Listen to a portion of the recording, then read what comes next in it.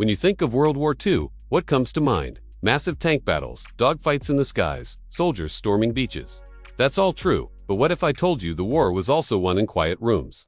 With whispers, hidden radios, and pencils scratching on paper. Today, we're pulling back the curtain on the secret war, the war of shadows fought by codebreakers and spies, the unsung heroes who tipped the scales of victory. Forget what you see in the movies. The real story is far more incredible. This isn't just about a few daring agents. It is about a global network of brilliant minds and courageous individuals whose work and intelligence directly altered the course of history. From the manor houses of England to the occupied streets of Europe, their battlefield was information, and their weapons were wit, deception, and intellect. Their victories didn't create loud explosions, but their impact was just as devastating to the enemy. We'll explore how they intercepted enemy plans, sowed confusion, and provided the crucial intelligence that led to some of the most famous victories of the war, saving countless lives in the process. So, let's begin our journey into the shadows. Our first stop is a place that, for decades, didn't officially exist. Bletchley Park.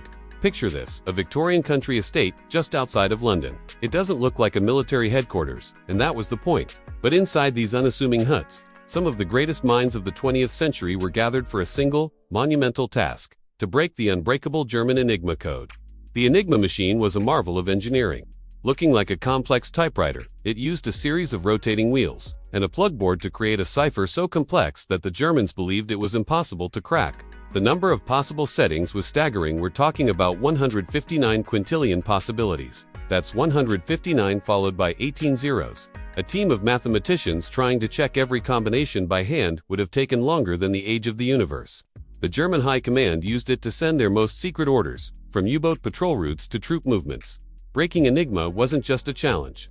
It was the key to seeing inside the enemy's mind. Enter the codebreakers. This wasn't a team of hardened soldiers. They were mathematicians, linguists, chess champions, and even crossword puzzle experts. People like Alan Turing, a genius mathematician who is now considered the father of theoretical computer science and artificial intelligence. Turing and his colleagues weren't just guessing. They used logic, pattern recognition, and incredible ingenuity. They realized the Germans had weaknesses. For instance, messages often included predictable phrases, like Heil Hitler or a standard weather report. These predictable snippets, which the codebreakers called cribs, gave them a tiny foothold.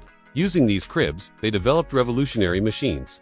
The most famous was the bomb, a massive electromechanical device designed by Turing and Gordon Welchman. The bomb didn't decipher the message directly. Instead, it clattered in word, rapidly testing thousands of possible Enigma settings to find the correct one for that day. It was a race against time, as the settings were changed every 24 hours at midnight. The noise in the machine rooms was deafening, but when a bomb stopped, it meant they had found a possible key. A hush would fall over the room as they tested it. If it worked, they had cracked the code for the day. The intelligence they gathered, codenamed Ultra, was pure gold. It gave the Allies an almost psychic ability to anticipate German moves. In the Battle of the Atlantic, Ultra intelligence allowed the Allies to reroute convoys away from German U-boat wolfpacks and send hunter-killer groups to sink them. Historians estimate that breaking the Enigma code shortened the war by at least 2 years and saved millions of lives.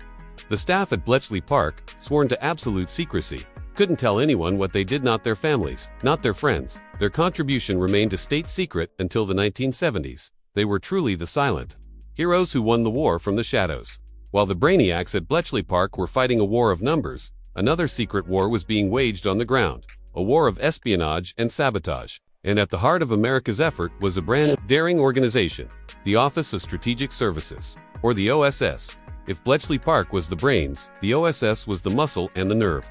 Formed in 1942, the OSS was America's first centralized intelligence agency and the direct forerunner of today's CIA. Its founder, William Wild Bill Donovan, was a World War I hero who envisioned an agency that could do it all: gather intelligence behind enemy lines, conduct sabotage, arm and train resistance movements, and spread propaganda to demoralize the enemy.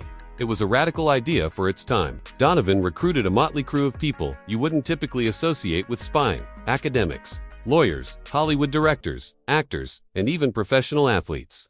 He famously said he wanted PhDs who could win a bar fight. OSS agents were deployed across the globe, often parachuting into occupied territory with little more than a radio, a weapon, and a set of forged papers. Their missions were incredibly dangerous. Take Virginia Hall, for example, an American woman with a prosthetic leg she nicknamed Cuthbert Hall, became one of the most effective and most wanted Allied spies in France. The Gestapo called her the Limping Lady and considered her the most dangerous of all Allied agents. She organized resistance networks, set up safe houses, and coordinated parachute drops of weapons and supplies, all while constantly on the run from the Nazis. Her story is one of sheer courage and defiance. The OSS wasn't just about classic spycraft. Their research and development branch was like a real-life Q branch from James Bond. They invented all sorts of ingenious gadgets. Explosives disguised as lumps of coal to be shoveled into enemy train engines, silent pistols, pocket-sized cameras, and even a nasty, sticky paste called Aunt Jemima that could derail a train. They developed psychological warfare tactics, dropping millions of leaflets with demoralizing messages and creating black propaganda, fake news, and radio broadcasts designed to sow confusion and distrust within enemy ranks. The OSS proved that intelligence wasn't just about listening. It was about taking direct action to disrupt and dismantle the enemy from within. Perhaps the most dramatic example of intelligence shaping a key battle comes from Operation Mincemeat. This plan was so audacious, so brilliantly deceptive, it sounds like something straight out of a spy novel. The year was 1943, and the Allies were planning their next major move in Europe, the invasion of Sicily.